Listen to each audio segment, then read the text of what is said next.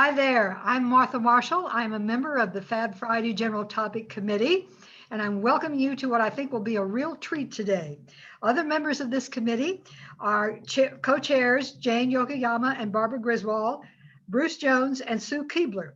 We want your input, so for future meetings, if you have ideas, please forward your suggestions or let us know. You can also send them to Jacqueline Lowe, a facilities manager for OLLI, and she'll send them to us. If you have a health-related topic, Jacqueline will send those to Jenny Felice, who is chair of the Health Education Series General Topic Committee. This will be for the General Topic Committee, our last winter Fab Friday. There are ones upcoming in the spring, including Dan Pierce will be talking about the building of the Western North Carolina Railroad, which used a lot of Black prison inmates to do the building. North Carolina State professor and author Marcia Gordon will be talking about about movies. And international consultant Jonathan Tetzloff will be talking about China, surveillance, technology, and human rights, and he has visited there. During this presentation, as it said, be sure to use the Q&A if you have questions. You will not be reading them out loud. I'll be reading them. And what Erik is going to do is at approximately 25 minutes, he'll take a 5-minute break for questions, and then another 25 minutes for questions, and then some at the end. We may not get to all the questions, but we'll do our best. And do not use the chat option. That is not available to you. So eventually, since this program is being recorded, it will be posted on OLLI's website under presentations. But Jacqueline is pretty overworked right now, so don't expect it to happen right away. All right, now our speaker, Erik Vedeler, has a master's degree in electrical engineering from New Mexico State University and completed his Ph.D. coursework at the University of Texas, Austin. He retired from NASA after a 25-year career at Langley Research Center in Hampton, Virginia, where he was the head of the Electromagnetics and Sensors, that's SENSORS branch, responsible for early research into many aviation safety systems. Thank you, Erik, for being that. A big honor for Erik was being selected as the head of a technical research branch at NASA. He realized he was actually better at supervising others' research more than doing his own, and he liked the vision of where the future of the field would go. He's passionate about the history of electrical science and how science and technology in general have impacted society at large, which is one of the things that draw him to this topic. He's been an OLLI member since 2015. He's past chair of the OLLI Steering Council and still serves on the Steering Council. He's taught 5 different OLLI courses, 3 of them twice. And I can tell you, I know he's good because I've taken classes from him. Erik and wife Jessica enjoy traveling and hiking. He's a lifelong runner. As a rock climber, he was drawn to Asheville.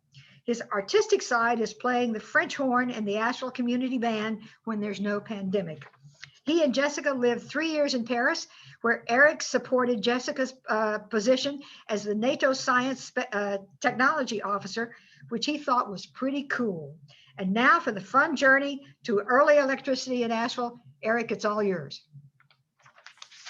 Thank you very much for the nice introduction, Martha, and welcome everybody. I hope everybody's enjoying the winter here and enjoyed Scott Joplin's Maple Leaf Rag as our little introduction there. That's my nod to Black History Month. Scott Joplin was one of America's premier composers. Many of you may recognize that as probably his most famous ragtime tune, and I love that piece. So let me go ahead and get my screen share started here. And do that here.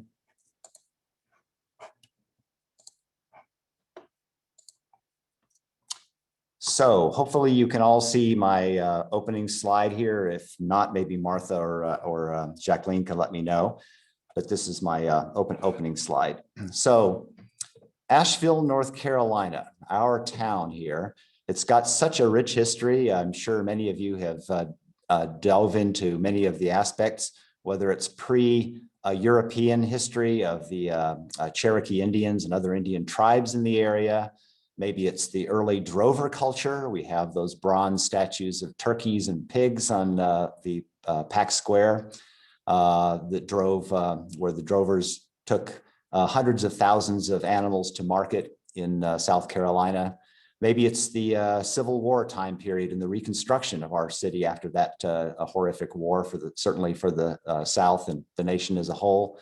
Or maybe it's the famous New Yorker that showed up in our town and built this large mansion, the Biltmore mansion. I believe that it's a fair statement to say that one of the most transformative events in the 19th century certainly was the arrival of the steam locomotive, the train, in the fall of 1880. It was transformative in many ways, as it was in cities all across the country. People in the deep South, Raleigh, Atlanta, Charleston, Savannah, Mobile, with people with means would come to Asheville to escape the summer heat. It was a very fond place to come during the summertime for those folks. Or maybe it was the folks in the northern states, New York, Chicago, and other places that would come south to Asheville to escape the winter, harsh winter snows. So whatever the reason, there were a lot of people that came here for recreation. There were also people that came here for health benefits. There were sanatoria for tuberculosis that popped up all around town. And a lot of the driver for this was the arrival of this transportation mode. And as we'll see shortly, the way you get from the train depot where this train would arrive, it came from Old Fort, sort of along more or less the corridor of I-40 we have today, over the Swannanoa Gap and down the Swannanoa River. It sounds like we're going to have an upcoming Fab Friday that will dive much deeper into this story. But it arrived down at near the confluence of the Swannanoa River and the French Broad, if you know that area, near the Amboy Road Bridge that crosses that area. There's railroads, of course, still in that part of town. But the railroad and the early electric trolley were not the first experiences of electricity for Ashevilleans.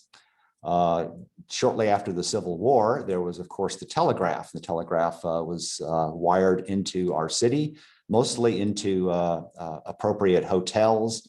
The finer hotels in town would have a telegraph service, a telegrapher, and a battery pack that would power that system. So they would have to have lead acid batteries in mass to run the telegraph system. And in 1886, as you see in this quote here by the president of the Asheville Female College, tonight was the first time Asheville was illuminated by electricity. No more gas lamps. The light is brilliant and gives general satisfaction. Well, that was kind of an understatement for him to say, but it was certainly true. And these lamps were not the incandescent bulbs of Thomas Edison fame. They were around at that time. They were not very reliable and numerous. These were arc lamps, something called an arc lamp, which had been around for many decades. It was very bright. It was very much an energy hog. It used a tremendous amount of electricity to operate. And in the downtown Courthouse Square, which we today call the Pack Square, there were 4 towers, iron towers constructed 125 feet tall that had such arc lamps as you see in this picture. This is probably a picture from New York. This is not Asheville here, but it's similar look to that time. There were also some arc lamp lights on street corners in town. They were all powered by a coal-fired DC electro dynamo. At this time here, there was no Duke Energy. You didn't buy electricity from somebody. If you wanted an electrical gadget, you needed to produce your own electricity. And so we'll be talking about in a little bit about the electricity production. But generally, the beginning stories of that were coal-fired steam generators for what we call DC or direct current electricity, which was the kind favored by Edison. I like to early on to make a shout out to my sources. I went to spend a lot of time in the North Carolina room of the Pack Memorial Library downtown. I highly recommend that. They have some fantastic staff if you're interested in any aspect of Asheville or Buncombe County or Western North Carolina history. I also spent time in the Ramsey Library. There was some of the books that you see here, covers that were available there. Also newspapers of the time. There was the Asheville Gazette, the Asheville Times, the Asheville Citizen, Of course, the Asheville Citizen and the Asheville Times merged later on to become the more famous newspaper of today. There's also postcards, and you see down at the bottom there, IEEE. It's an international trade journal for electrical engineering, and there's the Power and Energy journal that had a very, very nice article on the Biltmore Estate, and I'll get to that towards the end of our talk today. So just as a quick outline, what period are we talking about? We'll start in 1889. We did have, of course, the arc lamps prior to that, but the primary story is from 1889 to about 1916. And we'll start out with the electric streetcar. It was transformative. It was unique in the country, and it happened here in Asheville. The early electric power generation. Where did you get your electricity if you didn't get it from Duke Energy? Lookout Mountain, Riverside, and Overlook Parks. These are three parks that no longer exist in our town, but they were created really largely through the trolley system and the advent of electricity. The Battery Park Hotel. This is not the Battery Park Hotel that currently exists. This is the original Queen Anne style hotel at the turn of the 20th century. And we'll get to the Biltmore Estate towards the end. An important backdrop for this whole story is this so-called War of the Currents. I have a YouTube link at the bottom there when you get the slides, I guess, on this recorded video.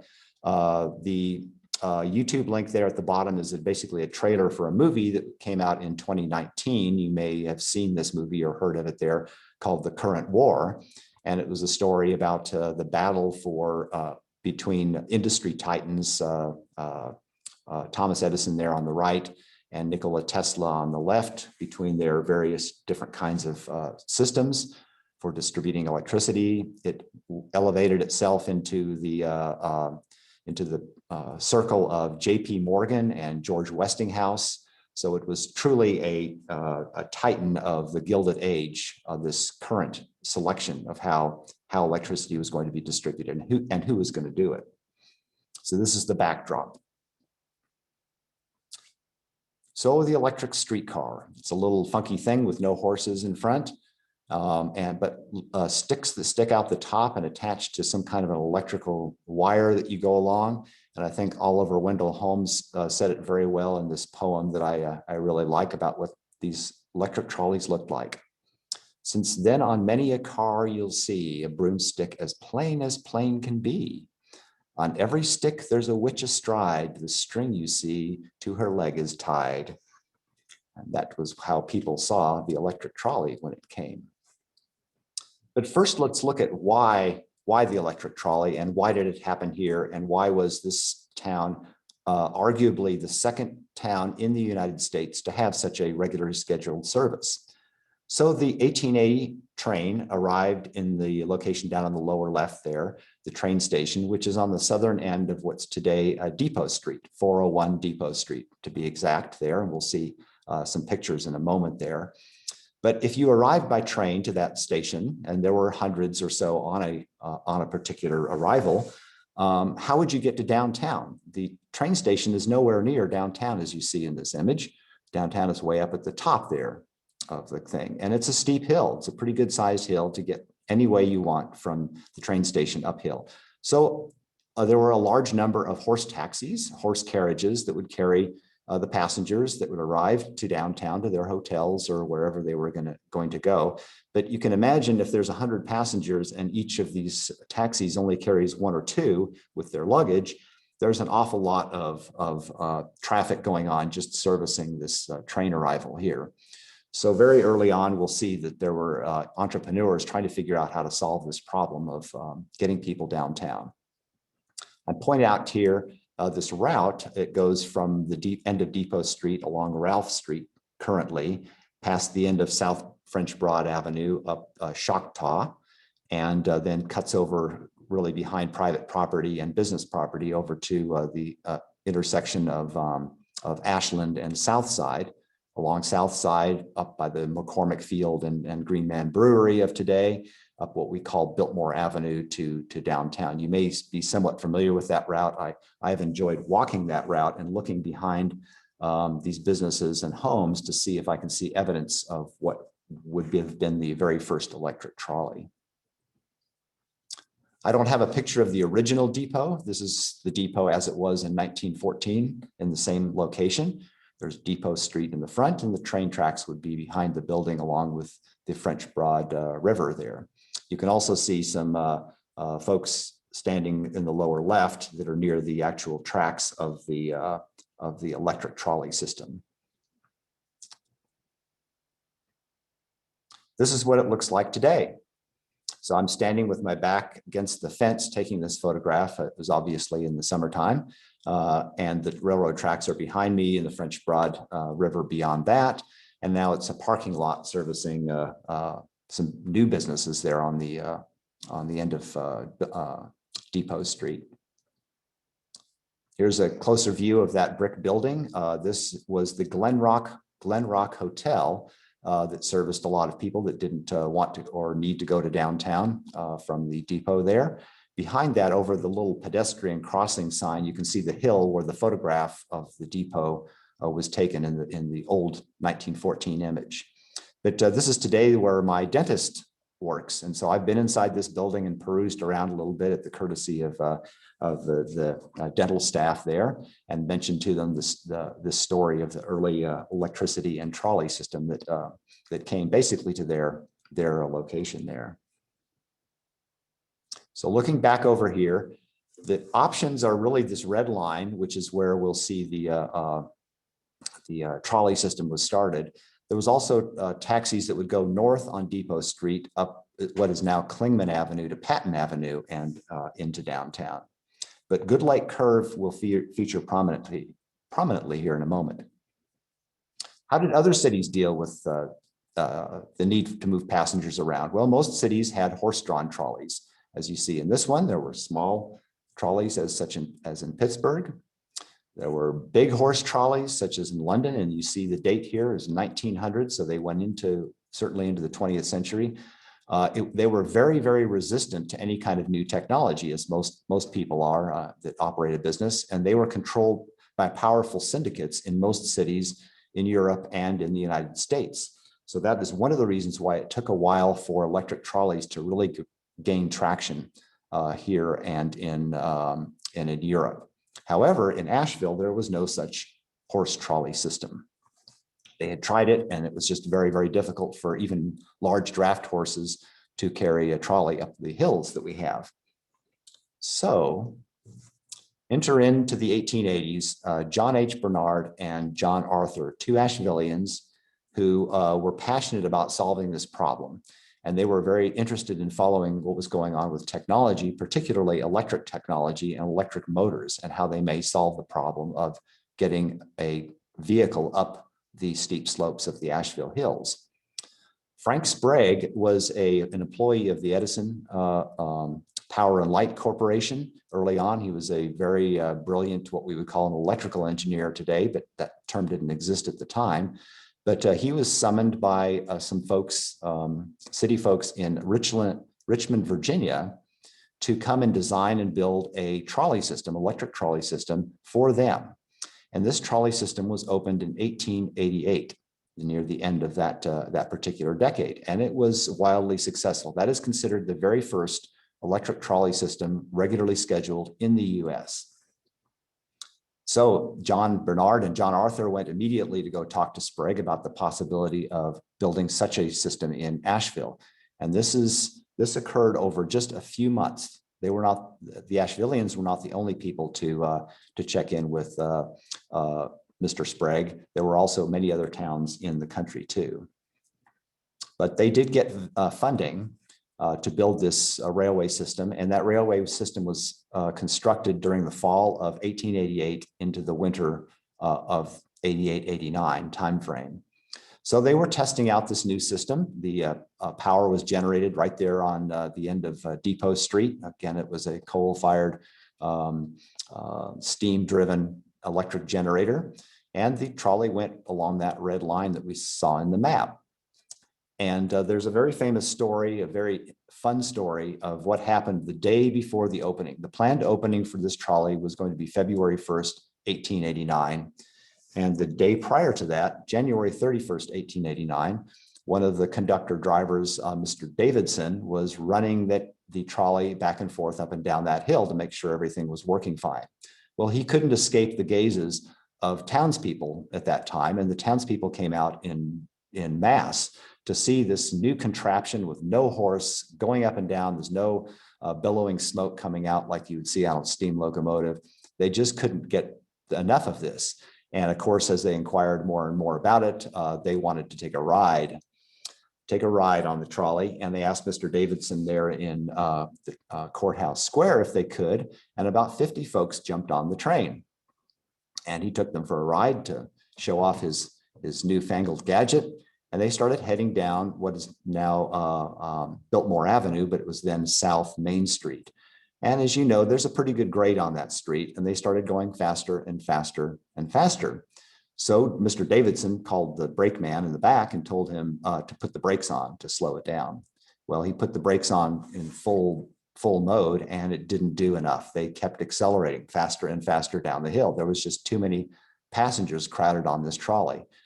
And so as they got close to Good Lake Curve, the famous curve there at the bottom, the conductor, Mr. Davidson, did the only thing he could think of to do, which was to throw the DC motor into reverse, which is something, if you know about electric motors, you do not do, because sparks and all sorts of noise and flames came shooting out of this thing. And here's a little bit of that story from John Bernard himself in one of the books that I have as a reference there. The passengers all but came through the front door upon us. One gentleman who had celebrated the occasion not wisely but too well, I'm sure he had had something to drink maybe, fell face downward over the open floor trap, the service trap to the electric motor. And when those copper brushes on what's called the commutator of that motor commenced to give off a beautiful blue-green flame accompanied by acrid smoke, the aforesaid pickled adventurer concluded his last hour had come and that he had arrived in the nether regions. So this trolley did jump the tracks at the bottom of the hill, but fortunately they had slowed it down enough to where nobody was hurt. Nobody was hurt in that group. And the 50-odd passengers that had gotten this spectacular ride felt so badly about what they had done to poor Mr. Davidson's trolley car that they offered to pick the vehicle up, the trolley car up, and put it back on the tracks, which they did. And it was running well enough for him to be able to get back to Depot Street and to have overnight service so that the next day they could start the regularly scheduled service. This is what Pack Square, Courthouse Square, looked like in 1888, the summer that Mr. Frank Sprague came to town to design the trolley. And this is what it looked like less than a year later. So less than a year later, on opening day, they managed to fix the trolley. They actually had more than one. I think there was 4 original trolleys purchased. And the townspeople absolutely loved this thing. And now they could get back and forth between the train station and downtown easily and comfortably. And here they are all celebrating. This is looking northwest. That would be where the BB&T building, I guess the Eris Towers are now, would be where that big building is. Patton Avenue looking off to the left, and Broadway going off to the right. Well, it's gone, but I don't believe it, was the comment made by a known Asheville minister at the time.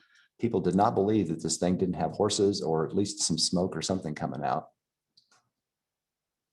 Here you can see that famous hill that heads down to Good Lake Curve there and what the trolley looked like. You'll see that there's a lot of telephone poles at the time. So the advent of the telephone years were upon us at that time, and there was telephone service in town. And a lot of the lines are probably still telegraph from the telegraph services. So most of that is not, probably none of that is power at this time, electric power. So I'll do a couple more slides here and then we'll take a pause for some questions there. If you've driven up Haywood Road in West Asheville, crossing the French Broad River, heading up the hill, you probably have noticed this sign on the right-hand side commemorating the first electric trolley system there in 1889. I have never figured out quite why this sign is where it is. There was a trolley eventually that went up this hill, but it was not in 1889. And if they were going to commemorate the train depot, why didn't they put the sign down on Depot Street? So if anybody knows the answer to that, I would love to know. So let me finish off one more of John Bernard's stories that he tells about that day or the days after. So a lot of people were still not convinced that horses weren't as good as electric trolleys there. So they decided to have a little race. And when they got to the foot of South Main Street, was reached by the trolleys. Davidson, the conductor there, hitched 6 horses to one of the cars, and the other 2 cars went up the hill in power, on the power in triumph, electric power, while the 6 horses labored and struggled with theirs. So that was becoming more and more evident that this electric streetcar was a good idea. Here's the picture you probably saw at the opening there. So let me pause here for a minute and see if there's some questions that people might have. If anybody needs to take a quick 5-minute break, we can do that. Okay, we do have some questions. And first, just a comment, though, that Guy Bernecki said that there is a new novel out about Ireland getting electricity. It's called This Is Happiness, that people might want to know about. Someone wanted to confirm, they asked about AC and DC power. So the trolley system was considered to be DC power, correct? Yes, the initial trolley system was DC power. However, it did change over the years. So by probably 1910, it was probably more AC than it was DC. Okay. And so Marshall Fields wants to know, how did they deal with the increase in power demand? So at the time, and we'll see some charts on this in a little bit, each trolley line was owned by a different company. So the Asheville Railway Street Railway Company, which is this first one, they had their own power plant down there on the corner of, or at the end of Depot Street, and it powered that one line to get up and down to Pack Square. When new competitors or new trolley lines opened up, they would produce their own power. And we'll see shortly that the coal-fired steam power was not sufficient for the city as it grew quickly. And we turned to hydroelectric, which was something that Asheville has a pretty good supply of. So we'll see that shortly. So hydroelectric eventually became a dominant one for a couple of decades in terms of power generation. But originally it was coal-fired, and each system had its own power plant. Okay. Tom Lang asked, what DC voltage was the system and what was its generating capacity? Wow, getting really technical. So the DC voltage, I do not know the answer to that for this original trolley. I know that the motors could certainly handle a lot higher voltage than the incandescent lamp bulbs. I know that they had multiple systems, for example, in the Biltmore, which is around, of course, the same time period in the 1890s. And they had multiple DC generators to handle the different voltages that were needed for lamps and for motors and so forth, and heating. So I don't know the exact answer to the voltage question. Linda McDonald wants to know, what was the population of Asheville at the time? Oh, thank you for that. I should have mentioned that. That was one of the points I was going to make about the arrival of the steam locomotive. The population in 1880, when it arrived, was about 2,600 in town itself. And it exploded, ballooned to over 10,000 by 1890, by the time the electric trolley service was here. That is, according to the US Census, the largest percentage increase of population in Asheville history, the decade between 1880 and 1890. Okay. Jane Yokoyama wants to know, why was it called Good Lake Curve? Why was it called Good Lake Curve? I do not know the answer to that. That's a good question. Maybe we can go to the Green Man Brewery and ask if they've heard that name. If you've gone to that intersection, though, it is slanted in the kind of the wrong direction. If you're going southbound on Biltmore Avenue, and want to turn to make a right-hand turn onto South Side Avenue there at that intersection, the slope actually slopes away from the direction you're turning, which is not good for turning, and probably one of the reasons why that poor trolley skipped its tracks and ended up in the ditch. Okay, and Mike Peters said, was there a train depot in Biltmore Village? I thought the train depot you were talking about was in Biltmore Village, right? So the original 1880 arrival there was not Biltmore Village. They did make a train station stop there, certainly for the Biltmore Estate, so that would have had a stop just in advance of the Depot Street stop there at the confluence of the Swananoa and French Broad Rivers. But they did have eventually a stop that was in advance of that if you're coming from the east, to stop at the Biltmore Estate, because of course they needed a tremendous amount of goods to arrive for that construction. Okay, and Joanne Milburn wants to know about the trolley. Did they make any changes in their speed and braking system after that initial jumping off the track? My guess is no. I think there were technological improvements over the years very rapidly. Again, Asheville was probably the second city to have a regularly scheduled electric trolley system, but there was probably a dozen more cities in the US that were within months of having their own systems. So a lot of these were being developed, and the technological improvements of DC electric motors advanced extremely rapidly. So my guess is within a couple of years, they probably had upgrades to their systems to make it better. Okay, Gordon and Carolyn Burkhart Schultz asked, did Sprague, S-P-R-A-G-U-E, eventually make Sprague capacitors? That's a good question, because I have heard of Sprague capacitors. I don't know. It's likely that's true because he was a renowned electrical guy. He came from, again, the Edison company, and was a New Yorker there at the time. So that's a good question. I don't know, but it is likely, I would think, to be true. Okay, one more question, and then we'll get back to your presentation and save the others for later. Barbara Orris wants to know, what was the cost of a ride? What was the cost? I am going to show you momentarily a ticket that you would buy. So you could have, it was a transfer ticket. So you could ride on one trolley line and use this transfer ticket to get onto the next trolley line.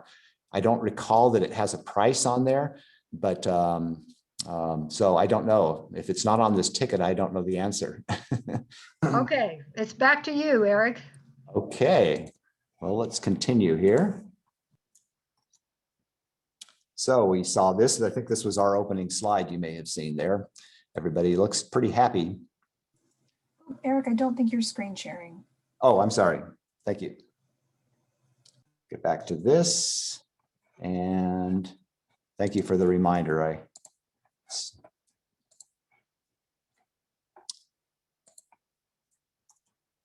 Is that better? Looks great. Okay, thank you. So the Courthouse Square around 1890, it's around the same time as the original trolley system there. Of course, you would share the road with the horses and carriages of commerce of the day. You can see a trolley there in the background. So just fun images to share from the time. And during the night, they would park their trolleys down there on Depot Street in a trolley barn. And I guess they would do their maintenance and servicing of the trolleys in that location. Here's a passerby in her horse carriage. Here's a view down Patton Avenue in 1890s. This is the year after the trolley service started. And there were already other trolley lines. You can see tracks here now on Patton Avenue heading, this is a looking east. So these tracks would be going for service going west. The roads at that time were still dirt. So it's interesting to point out that these trolley tracks were laid down on dirt roads. They preceded, of course, the automobile by a couple of decades. And this was an interesting time period to have the horse carriages and the electric trolleys at the same time. An Asheville citizen wrote in the Asheville Gazette, "No happier community than ours is to be found in America." They just loved this new ending of this century here.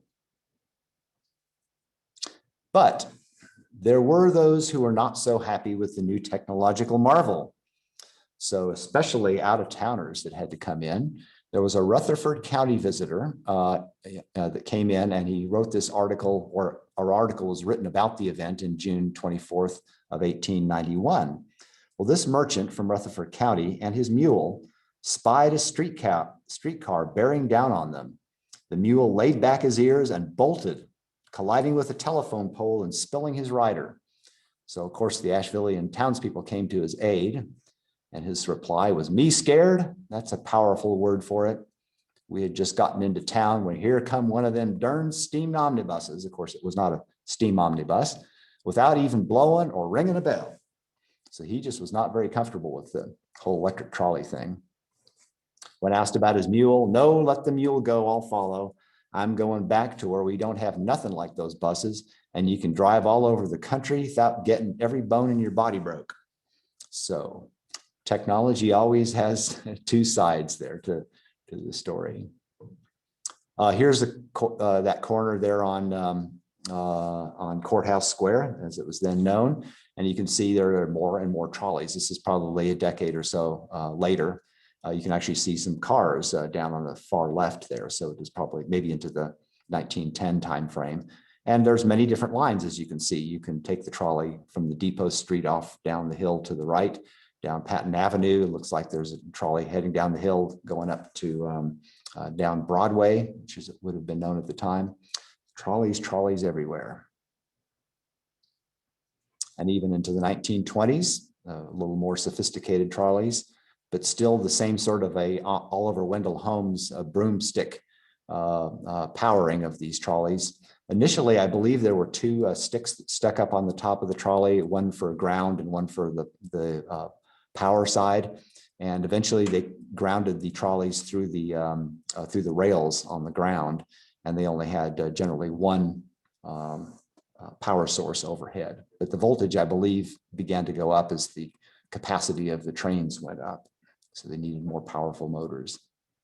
You can see cars of the time. Now there's no horses, and the trolleys are sharing the road with automobiles. Probably the 1920s. Maybe somebody can recognize the models of these cars and date this better. Here's the ticket that I mentioned. Looking at it, I don't see a price on there for that question that we had, but it was good for a transfer for one current trip. And if you look across the top, you see little images of faces there. I think this is just really a lot of fun, that the conductor punched the ticket to indicate the general appearance of passengers. So you wanted to look your best if you're going to ride the Asheville trolley system, and as well as their gender. So you see women on the right and gentlemen on the left, whether they look to be over or under the age of 40. These were all important demographic considerations for riding the trolley there. And you can see the different routes there. There's the Lookout Mountain, South Main Street, North Main Street, et cetera, for destinations. But all good things must come to an end. And Charles Walters was the vice president of Carolina Power and Light, which was the major power company in this area in the 1930s, a consolidation of much of what we've talked about, and we'll talk a little bit more about consolidation in a moment.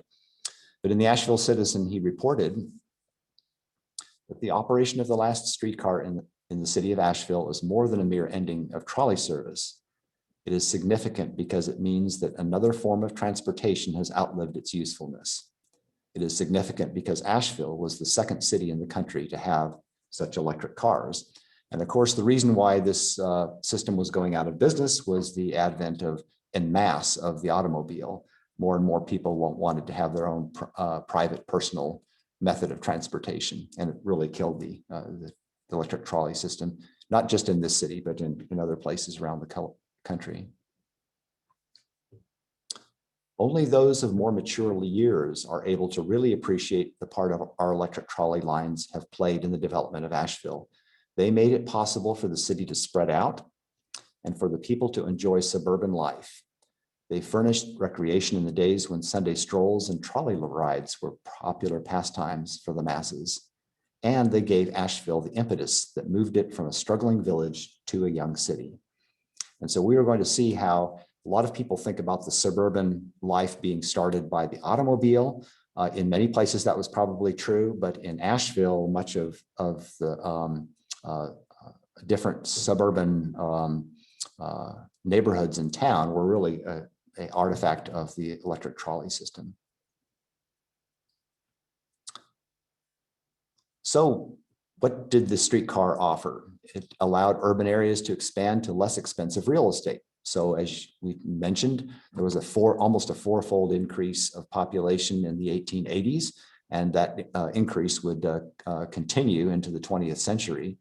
So if you were a new resident and you wanted a single family home, the home ownership idea of America, you needed to find less expensive real estate on which to build, and you needed to be able to get to downtown.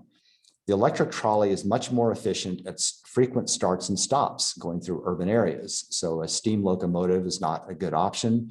Prior to the advent of the automobile, you either rode your horse or you developed an electric trolley system.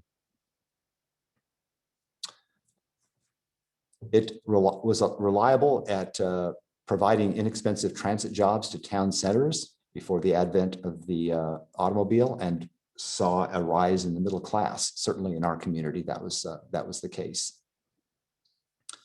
The next thing we're going to be talking about is recreational parks.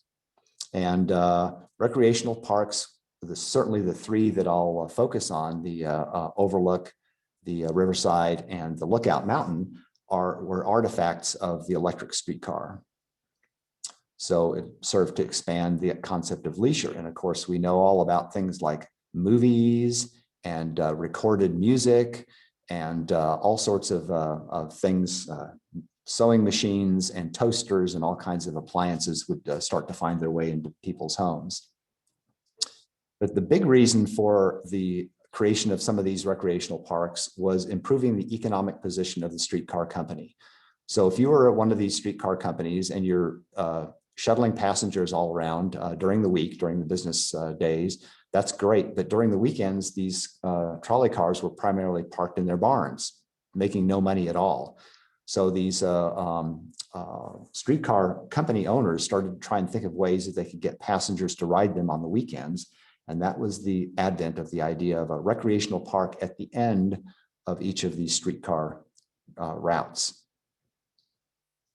But first, let's look at how this electric power was generated. How do you get this stuff besides coal-fired steam?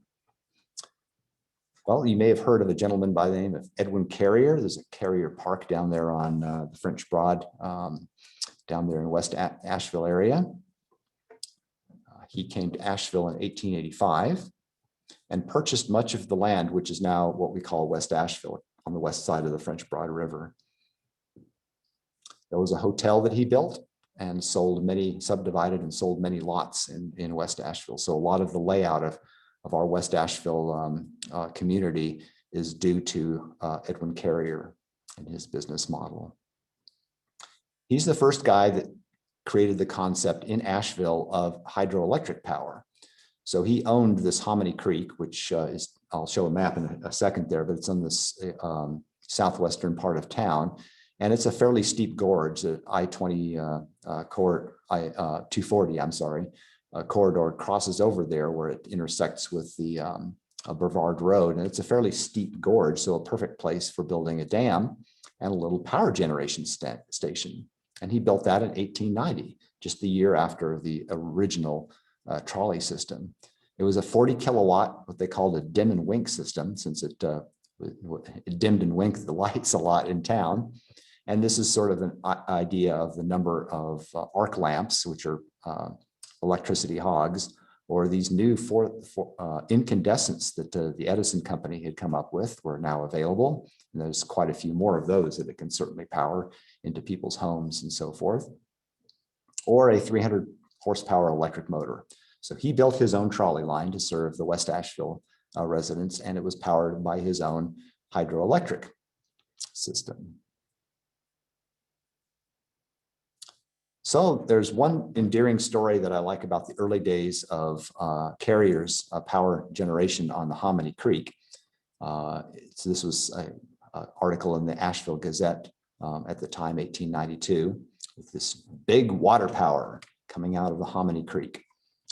promises to give plenty of light. Of course, as we'll see, 40 kilowatts is not much. But the Hominy Creek Dam, there was one problem with hydroelectric, especially on an earthen dam in a place like it was located. It was prone to frequent blockages by mud and sticks. So you'd have a heavy rain or something, and lots of stick debris would flow into the dam, and it would plug up the intake to the generator, the hydroelectric generator. The general indication that there was a problem would be that there would be dimming lights in the downtown area. An employee in town would then, if this happened, an employee in town would then call the serviceman at the dam to unblock the intake. And guess how he did that? He would light a stick of dynamite and toss it down the tunnel that would be servicing that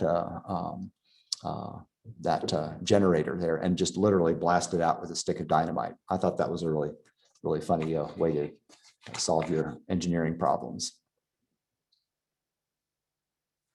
Another guy that came along around that time, William Trotter Weaver. I'm sure some of you have heard of the name W.T. Weaver, since that's the southern boundary of our UNCA Asheville, campus there, W.T. Weaver Boulevard. So who's W.T. Weaver? So here's an article in 1949 looking historically back on builders of Asheville. It was a series, I guess, of articles in the Asheville Citizen Times at the time. And I picked this out because I don't have any other photograph of poor Captain W.T. Weaver other than this one here. But he lived from 1858 to 1916. And his father he was a 4-year-old at the time, and his father was killed at the Battle of Murfreesboro in our Civil War. For you Northerners, it was the Battle of Stones River in Tennessee. And it was a battle that my great-great-grandfather fought in. And so I just hope and pray that it was not my great-great-grandfather that killed William Trotter Weaver's dad at that time. He was a very early supporter of the electric streetcar. The Weaver family, of course, is known also for Weaverville, our town just north of Asheville. So they were a long-time family in this area, did a lot of things. He formed a new company, the Asheville Electric Company, in 1897. So he had his own vision of electricity in town and bought the carrier power plant on Hominy Creek. He decided to corner the market on all of this hydroelectric. He thought that was going to be the future, which for a while it certainly was. And by 1916, his company was producing tens of thousands of kilowatts. So remember, the Hominy Creek plant of carrier fame was producing 40 kilowatts. And by 1916, the Asheville Electric Company was now producing tens of thousands, supplying most of Asheville's power needs. Asheville Power was now in people's homes, not just in streetcars, and it was lighting street lights and businesses and all sorts of things. It really created the concept of an evening out. You could go to restaurants, there could be movie and theater entertainment all into the late night because of this wonderful thing of electricity. However, that year would be fateful. And for those of you that know a little bit about Asheville history of that time frame of 1916, notice the date of William Trotter Weaver's death. That was the year of the Great Flood. The confluence, I think, of 2 hurricanes is the way they've decided that enormous amount of rain for 6 days occurred, and it wiped out all of his hydroelectric systems. And he was working a day and night trying to save much of that for naught in the end. But he did drain himself down to the point where he caught I think a cold or something that summer, and he passed away that same year. So I mentioned the 3 parks. So let's look at those parks and why they have some story connection to the electrical story. Here's a map again, zooming out from the one we saw before with the train station indicated at one point there. And you see Hominy Creek down there near what's now known as Carrier Park. And this is the location of the 3 other parks that I want to talk about. Riverside, which is off the French Broad. If you're familiar with the Asheville Stump and Dump, it's just if you were to leave the UNC Asheville campus on Broadway, go underneath the I-26 overpass and take a left on Riverside Road, you would pass this enormous mulch yard there on a very, very flat area. And that's what where Riverside Park was.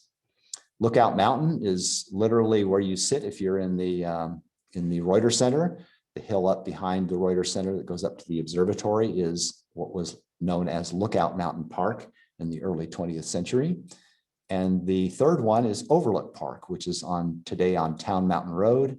It's where Old Toll Road intersects Town Mountain Road. And that's private property right now, but at the time it was something called Overlook. So let's see here. Here's a map of the Asheville Street Railways during about the first 10 years of their operation. And you can see with the legend at the bottom, there was at least 4, if not more, different railway companies servicing different routes going into places there, including down what's now Biltmore Avenue, then Biltmore Road, down to the Shenandoah River and Biltmore Village. And the course points north of town along the Charlotte Street corridor, along North Main and what's now Merriman Avenue, and then one down the Montfort Avenue route there, indicated here. And you can see where it goes down to Riverside Park at the very bottom of your screen. They bought the private right-of-way. It's, of course, if you drive down Broadway, you know that up to your, I guess it would be your southwest direction there is kind of a steep hill going up to the Montfort area. Here's the location of the other 2 parks, Lookout Park and on the way to Overlook Park, you would pass the Asheville Country and Golf Club, which was, of course, purchased by the Grove Park folks of fame, and we'll be talking a little bit about that momentarily. And of course, I wanted to indicate where Carrier's line was that went to West Asheville. It was not on Haywood Street as we know it today. The initial route would be on Amboy Road, crossing the bridge at the confluence of the French Broad and Shenandoah River. It's just another view sort of looking north, especially the trolley line that was on Merriman Avenue. You see just to the west of Merriman Avenue, there's another trolley line, and this is the one that would go and service what was then Lookout Park. We'll find out about that in a moment. There was the Asheville and Craggy Mountain Railroad that serviced Overlook Park, and they created Overlook Park to basically to attract tourists up there. It really had a splendid view. There was no trees. I think the trees had been cut down at that time, and they had a tremendous view of downtown Asheville, probably rivaling or better than the Bowcatcher view that we have today. So here's the steep route that the trolley takes going up the hill. It's very hard to see the overhead lines here. I think that network of telephone poles is suspending that the electric wires to service this trolley here. But this is going up what is today Old Toll Road. So if you drive on Old Toll Road in North Asheville, this is formerly the rail bed of this train. I love this little advertisement for Overlook Park. Nearly 1,000 feet above and overlooking Asheville, the ride by trolley up the mountainside presents the most beautiful glimpses of the city, fertile valleys, and the various mountains, including the famous Pisgah and the Rat, if you're familiar with that story. While from the pavilion and easy seats round about is obtained the grandest panoramic view of mountains and valleys in America. Overlook ozone puts red blood in your body. So how could you not want to go there? People did from all over the Southeast, especially in the summertime. And you can see that I think it leaves on the hour from the Pack Square area and heads up that place. And you can get, I think they even had drinks with ice cubes in them that would be served at this time. But the trolley system, this Craggy Mountain Trolley service owned this property and built this park and made money during the summer months. Well, again, all good things come to an end. And the Overlook Park was not a really good business idea, primarily because you had passengers riding en masse during the summer months, the warm weather months, but in the wintertime, nobody was going up to Overlook Park, and it was basically shut down, and you still had to maintain that rail line. It required maintenance year round. So they went bust fairly quickly and sold the property to a gentleman named Fred Seeley. You may know that name from the Grove Park history there. He was the son-in-law of Edwin Grove, and he built this mansion during that time. He was also a businessman, and I think a pharmaceutical expert there, and had his own fortune from that. So you can see this is of course, a time when you would have had an aircraft be able to fly over that region. I think it was built in around 1912 to 1914, the construction of what's known as Seeley's Castle. And here's an image from that, or a little bit later than that time, I believe. Yes, 1912 to 1914 was about the time of the construction. And the Seeleys lived there until Fred Seeley's death in 1942. And then the property was sold in 1949 to a new college called Asheville Biltmore College. Has anybody heard of Asheville Biltmore College? Well, Asheville Biltmore College later became the University of North Carolina at Asheville. So UNC joined the UNC system and moved after they outgrew the property. It was sold in 1961, and I believe that was the time when UNC moved to the location that we currently have here on campus. So there's a little connection to UNC Asheville. And they sold this property to Jerry Sternberg. If you don't know that name, he's a very well-known Ashevillean, lifelong Ashevillean. As a matter of fact, he had his 90th birthday last December and was honored, I think, by Mayor, our mayor downtown.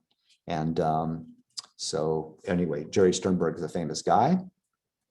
And he also had a famous visitor. His famous visitor in the 1960s was a general from the Israeli army named Yitzhak Rabin. So Yitzhak Rabin has visited Asheville, North Carolina, and the Seeley Mansion there. He was, of course, general in the army at the time, not the prime minister. So let's see, I'll do one more here, and then we'll take a second break there. So I thought I would just show sort of a typical streetcar schedule for the different lines. You can see the different departure and arrival times for the different street lines there. It has a little bit of interest. And here's a good place, I think, to pause, and I'll take some more questions. So let me stop share here. Go back to question mode. Are there any? Looks like there are some. We have questions. several. They want to know, after that accident, did they limit the number of passengers on each trolley? That's from Elizabeth Hayfield.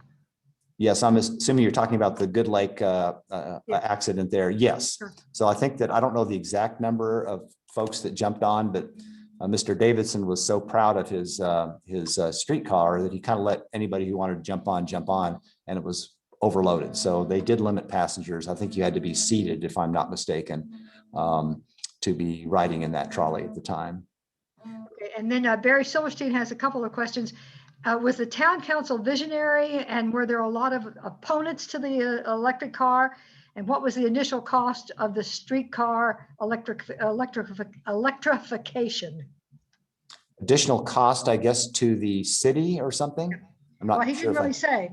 Initial, Yeah, okay. the cost of electrification. He's probably saying, well, maybe he'll send me another question. We'll try to clarify. Yeah. What about opponents, and as compared to the city council?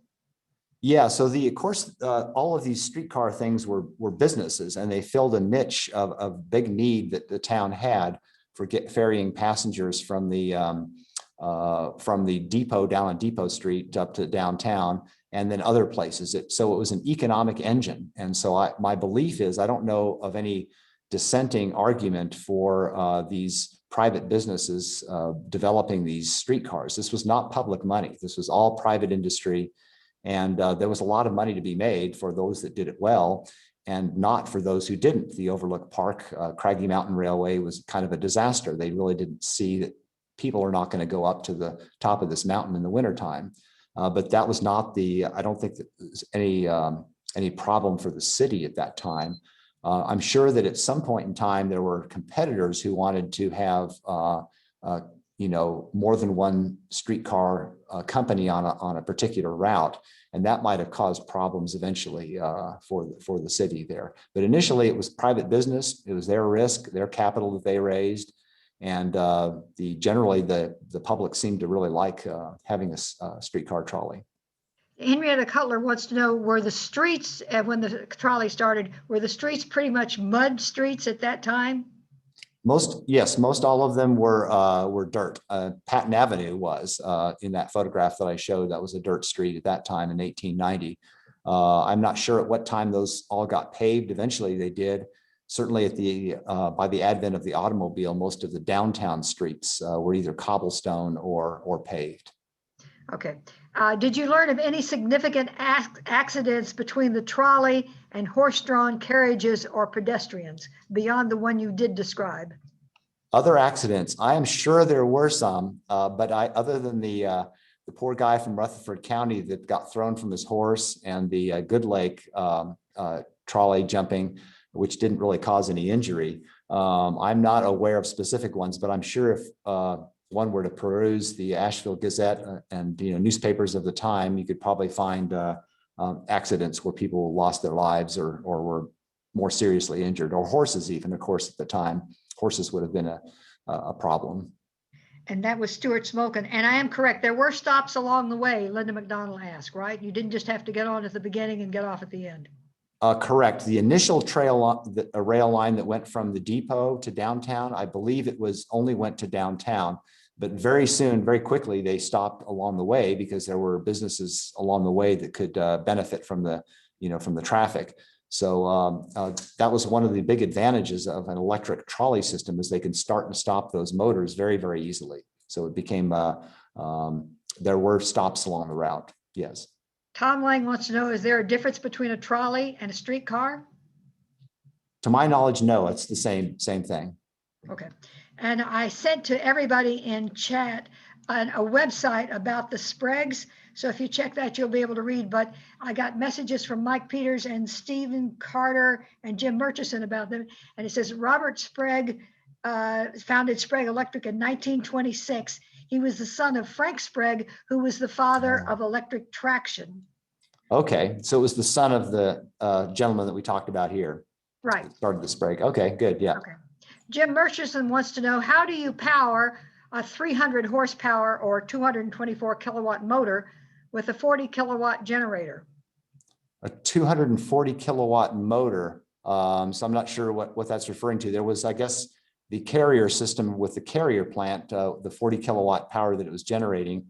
There was a horsepower, 300 horsepower motor, I think, that I had on that slide that was run by the 40 kilowatt power source there. So it was a horsepower versus a kilowatt number there. And I can't do the math in my head there, but I assume that a 300 horsepower motor could be run on a 40 kilowatt service. So horsepower and kilowatts are not equivalent. Not 1 kilowatt is not 1 horsepower. Correct. Yeah, horsepower is well, I guess they're both measurements of power, but they're different. You have to do a conversion to go from one to the other. So I believe that's 300 horsepower can be run on 40 kilowatts, but I would have to do the math. Okay, that's all right. Maidan Yoshi says, please tell us, what was the first city to get the electric streetcars? Richmond, Virginia. Okay. Richmond, Virginia. And they have a very similar problem with topography.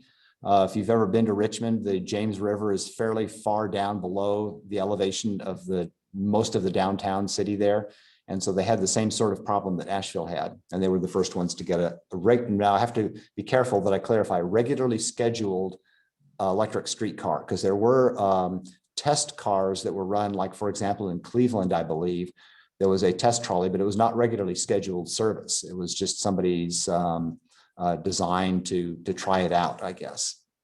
Okay, D.V. Talbot has 2 questions, and one I'm going to answer. He wanted to know, did Asheville run out of money? Yeah, they did, because I was moved here when they had the big ceremony. They paid off all of their debt from the Depression, and then they had a big ceremony and burned the bonds.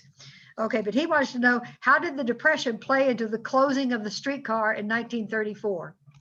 Yeah, the Depression, of course, that would have been right in the middle of that. I'm sure it was a factor. I don't know any details on that. It would have been a foregone conclusion anyway because of the rise of the automobile. But I'm sure that the economy, disastrous economy, and I know that, as you mentioned, Martha, the highly leveraged city of Asheville at the time, certainly couldn't help. Of course, we have to remember that it was, I guess it was becoming by the 1930s a public service to have a consolidated streetcar with Carolina Light and Power. So I don't know exactly when that public-private shift happened exactly, but I'm sure the Depression had a lot to do with the collapse of the streetcar. Okay, I'm going to save the rest of the questions till the end, so we'll go back to your time. Okay, thank you, Martha. Thanks for the questions too. I enjoy having to think a little bit about those. Okay, I need to do the share screen again. Don't forget that part.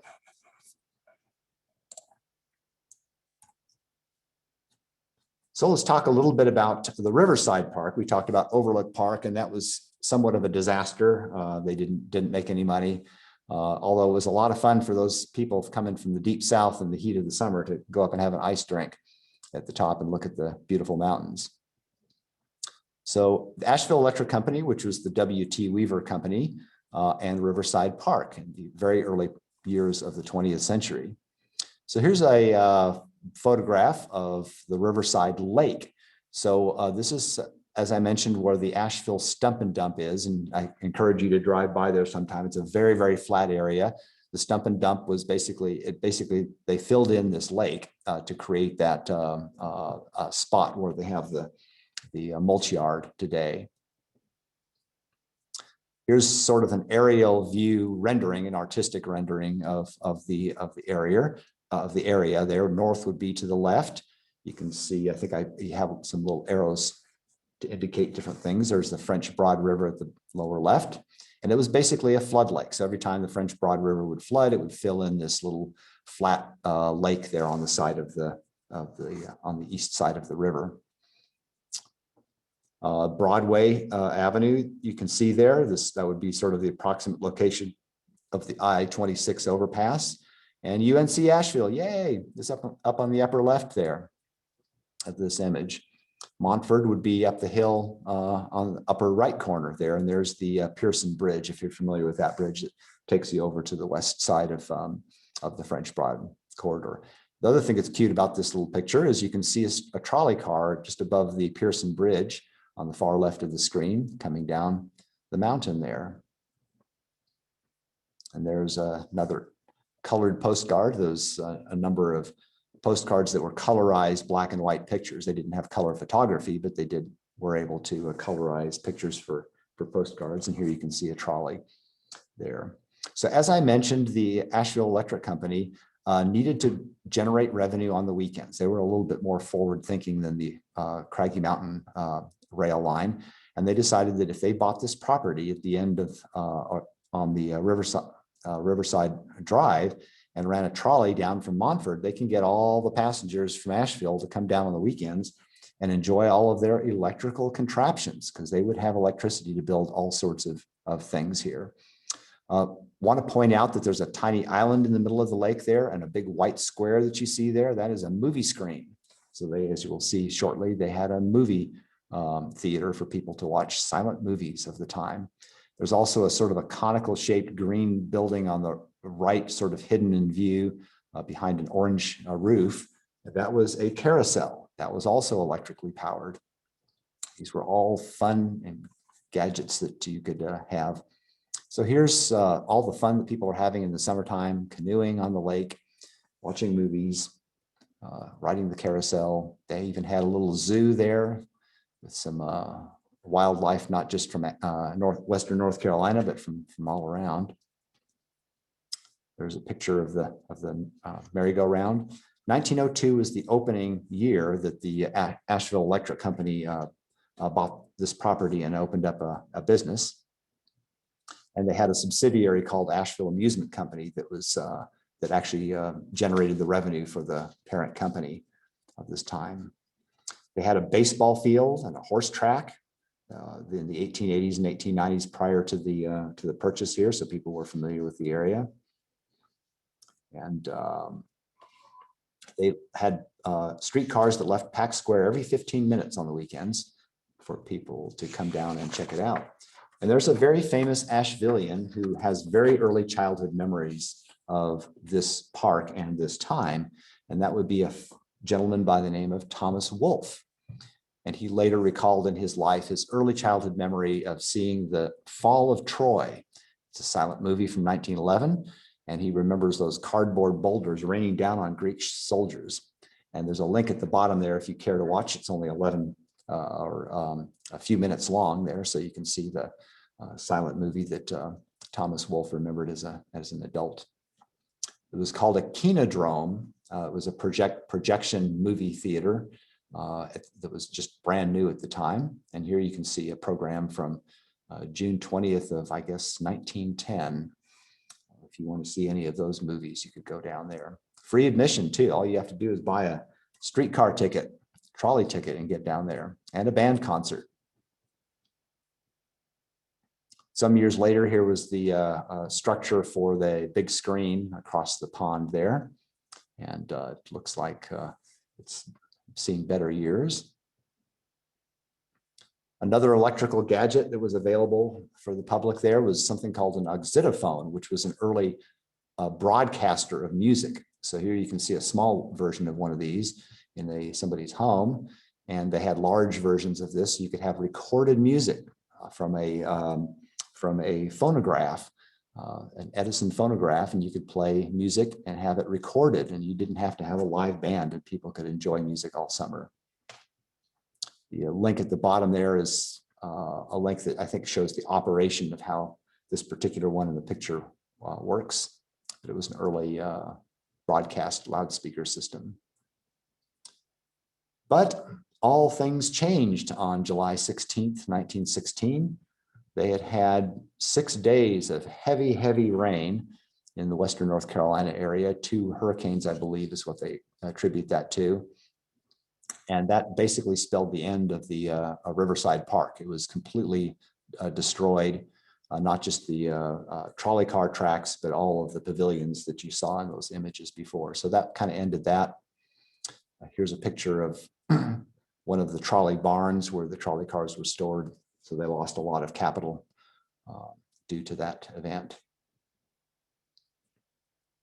So the last of the 3 is Lookout Mountain Park. Lookout Mountain Park, I don't have any images of that. It's again up on the top of the hill above the Reuters Center here at UNC Asheville. And at the time, it was a public park that people went to even before the advent of the trolley and electricity for locals that were living out here in the farm country of North Asheville. After the beginning of the Riverside Park, it was, of course, a park for people with means. It did cost money to go there. It did cost money to participate in some of the venues and events. So it became a de facto whites-only park. And so then the question is where did the African Americans of our community go, or the people who didn't have means? And the answer is Lookout Mountain Park. This had been a public park for everybody prior to the advent of electricity that we've seen. But by the time we got to the 20th century, it became an African American park. And I don't think a lot of people know that story.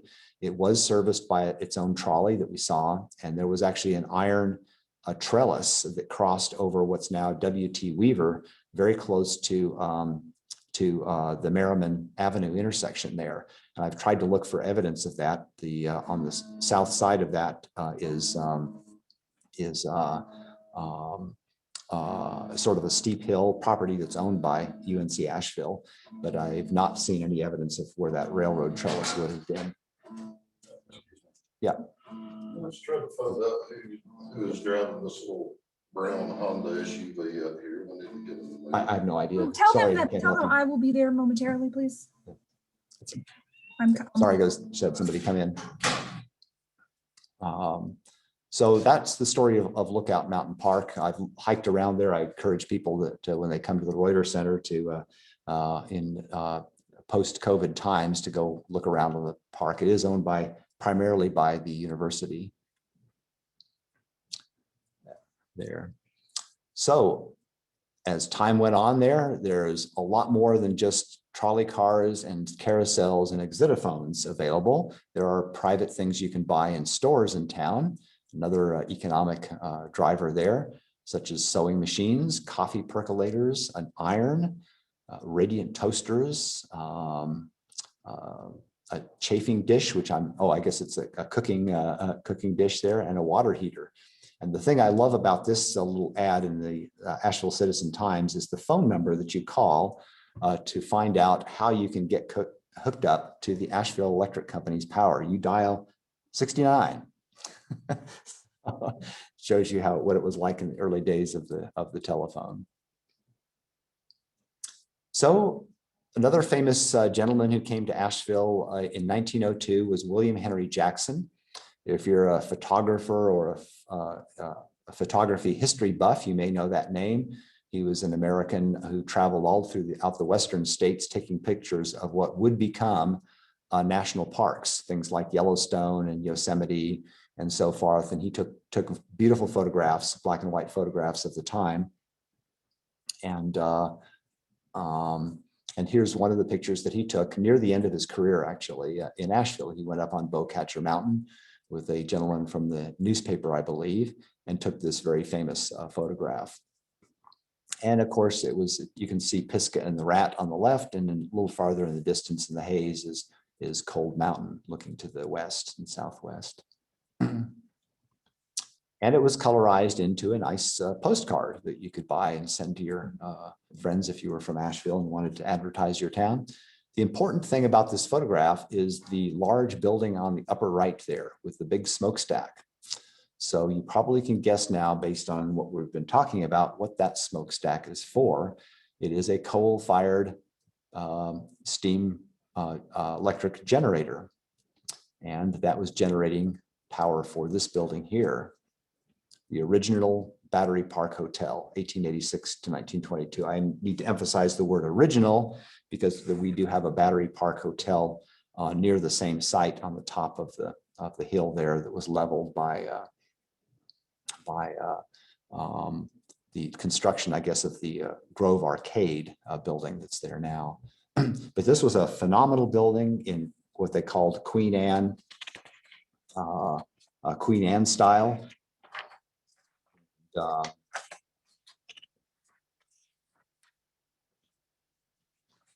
Yes, Queen Anne style there. And it brought the people with means again from all over the Southeast. And also in late 1880s, I think there was a particular gentleman you may have heard of, George Washington Vanderbilt, who came here. And this is the hotel that he stayed in when he was surveying out the views of Asheville for the possibility of building his mansion that he did build that in subsequent years. It was advertised all over the place, including New York, which is, I'm sure, how George Washington Vanderbilt found out about it. And I just wanted to read you this little advertisement that is, I guess, in a New York, something called the Outlook in New York or something. And it stands, this Battery Park Hotel stands like an acropolis on the summit of a mountain, 2,600 feet above the tide, around the foot of which is built the famous city of Asheville. It has every convenience known in a modern hotel, including Edison electric lights in every room, hydraulic elevator, which guess what that was powered by? That was powered by, of course, a electric generator, electricity, an open fireplace and steam heat throughout, which I believe also was powered a lot by the electricity, public and private porcelain baths and closets, billiards, etc. And of course, at the very bottom there, it says cuisine conducted by French chefs unexcelled. So it gives you a contact information if you're in New York and you want to reserve a room in this building here. So of course, that brings us to our last topic, and then we'll have some more time for some questions there. Of course, when people think of electricity in the 19th century, if they've had a tour of the Biltmore, this is probably one of the first things that pops to mind. If you're a multimillionaire like the Vanderbilts were, you spare no expense to the modern conveniences there. So my primary reference to this information that I have on the Biltmore Estate, I've not taken the tour. I plan to do so.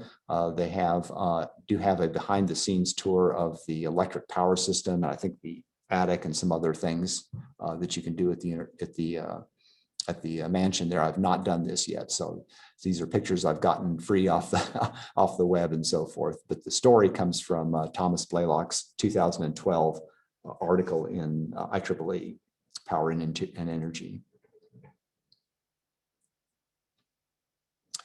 So you probably, if you are familiar with the Biltmore mansion, there's a gentleman by the name of Richard Morris Hunt, who is one of the chief designers of the building, the French inspired chateau design. And he contacted this gentleman here, I love this name, Cyprien Odilon Mayeux from New York, who was an expert in complex DC generating systems. And they asked him to design a system for the Biltmore Estate. Of course, this is in the early 1890s. And there was not a decision yet made on whether there was going to be a standard of direct current DC or alternating current AC. But nevertheless, he was commissioned to do this work for Biltmore. And he came up with a very, very elaborate system. This is one of the I think 4 breaker panels, if you want to call them that. Basically, the control panel for all the different various systems. It's made out of marble. Marble is a very poor conductor of electricity, so it's kind of like having an insulated panel there with all your knife blade switches. And because electricity wasn't a foregone conclusion of power at the time, they decided they were going to outfit the mansion with both gas and with what we would call natural gas today. I'll explain that in a minute, and DC and AC electricity. Well, at the time, you have lights that are incandescent bulbs, Edison incandescent bulbs, that were very, very finicky with regard to voltage. You had to control the voltage very carefully, and it could not be very high. Then you had DC electric motors, which ran things like if you've seen the laundry room systems, there were motors that were in there that ran the dryers and the tumblers and various things. And those needed to be operated at a much higher voltage. So they had a different generating system for each one of these needs in the house. They did outfit the house with gas plumbing, and they did produce gas, something called appropriately producer gas, which is made from bituminous coal. That if you heat and treat bituminous coal appropriately, you can actually generate a vapor gas that you can pipe through a home, for example, and have gas lighting inside. But there's never any indication that was ever used that way. So the mansion was completed in December of 1895. I think it was Christmas of that year. They had a lot of guests. And this is, of course, the middle of the current War of the Currents debates. So as I mentioned, the gas lighting fixtures and plumbing were never used at the time. But they did produce what they called producer gas and gasoline vapors. They also would heat up gasoline to various temperatures to where the volatiles escape and can be piped into a building. This was done, by the way, very far away from the mansion itself. It was known, obviously, to be quite dangerous. But it was, they did have lead acid batteries that were used as backups for electrical power generators. So they wanted to make sure that the guests were not inconvenienced in any way. So you need to have backups in case one of these cantankerous generators breaks down. And as I mentioned, there were various different voltages needed for different systems in the house. Of course, there's the dumb waiters. If you've been in the house, you probably are familiar with the dumb waiters that go up and down. Those are also electric motors with different voltage needs. And of course, they had the brand new single and Tesla polyphase AC generators too for certain motors as those became available. By the time we get to the turn of the 20th century, 1901, Biltmore negotiated power from the Asheville Electric Company for night use when the streetcars were not running. They had plenty of surplus current, certainly from any hydroelectric power that was being generated at that time. And for appropriate timeline there, it was basically converted to the same electricity that we're familiar with today by World War I, where they basically had transformers coming off of high voltage power lines serving the whole mansion. And of course, appliances and systems became much more efficient by that time too. So the power draw was not nearly as serious as it would have been in the beginning.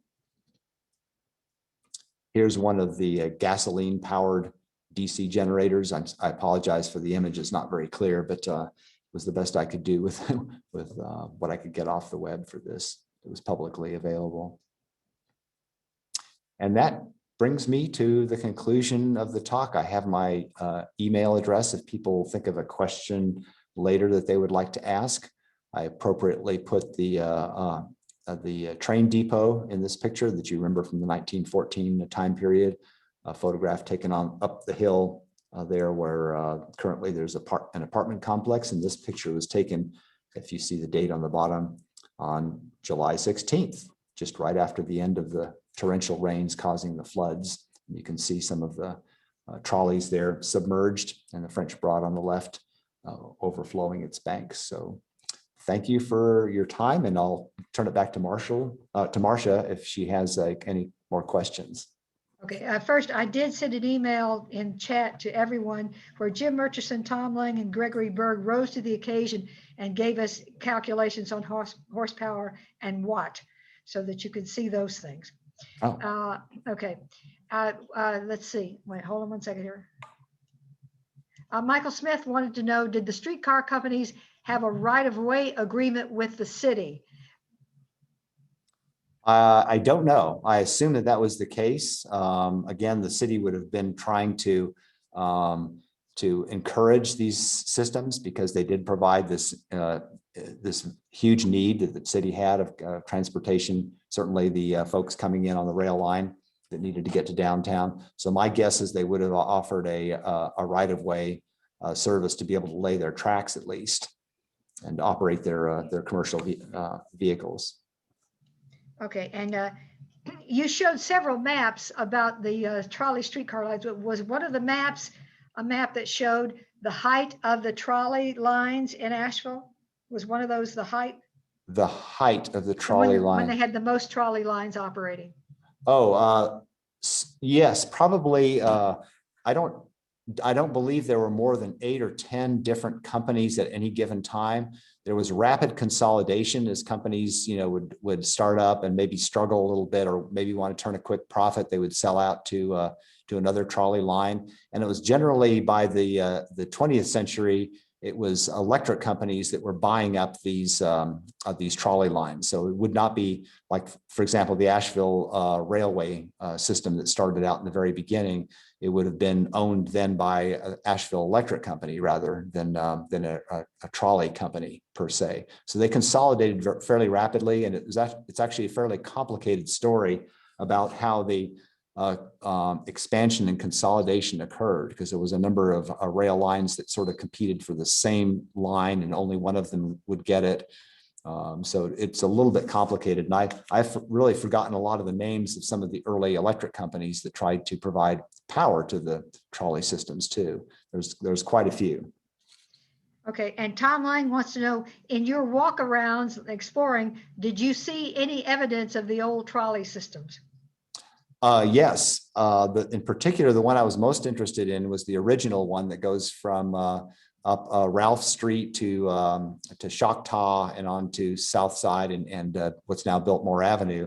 And of course, Biltmore Avenue and South Side Avenues are regular streets now. But if you go down to the corner of what's US 25 and South Side, you can kind of look behind the businesses that are there, and they actually have, storage or various outbuildings and stuff behind there. But you can tell that the ground appears to have been leveled, It's actually a drainage too. I don't know if the creek has a name, but there's a creek that starts near the McCormick Field, the baseball field, and goes all the way down to the French Broad through that end of Depot Street. And so if you follow that, sort of the low point where that creek would be running, you can kind of see where it looks to me like it's been widened by humans. So I believe that's where the tracks were. And I don't think a lot of people that own private property, they probably even know about this history. Laura Nugent wants to know, where were the hydroelectric dams located? The hydroelectric, thank you, that's a good question. So of course, the original one was on Hominy Creek. That was a small one. W.T. Weaver saw that the downstream part of the French Broad River had carried a high flow, and there was a fairly good sized drop. So one of the early ones was in Ivy, near where Ivy Creek is. I think it's in Madison County, north of town. And they built one closer into town, sort of near Weaverville, where the French Broad River is. So there was 2 or 3 dams that were on the French Broad River that serviced the city of Asheville, that were north of town, where there's more of a drop. Of course, you want a large drop in elevation on the river to get the maximum power out. And of course, that would have been very destructive to have a flood come through there and destroy that. There was another one called near where Elk Mountain is on the French Broad. I think it was called the Elk Mountain Power Plant. Those are the ones I can remember. Okay, there weren't any other questions. There were a lot of compliments about what a good job you were doing and how much they enjoyed this. But let me remind you that eventually this recorded presentation will be available on Ollie's website under the label presentations, but it will be a while. Don't look for it right away, but it will happen again. And nobody else said any more questions. You have any closing comments that you would like to make? Anything else that you haven't already said? Well, thank you very much for participating. Again, this is just a little glimpse into, I think, a corner of Asheville history that I think is just as important as any other Asheville history for that matter. And there's certainly more research for me to do to learn. I would love to learn more about the Lookout Mountain Park and the history of that, and certainly during the Jim Crow era there, when the whites and blacks would probably recreate separately. And I'm very interested in that. I don't know a lot about that other than a few mentions that I conveyed with you guys today. Well, I want to thank you, Erik. This has been absolutely fascinating. And it's sort of nice for all of us, especially since so many people from Ollie didn't grow up here and don't know the history. Now they have something that they can share over dinner table conversation with friends, when they can have dinner with friends again. All right. Thank you very much. Thank you, everybody. Bye-bye.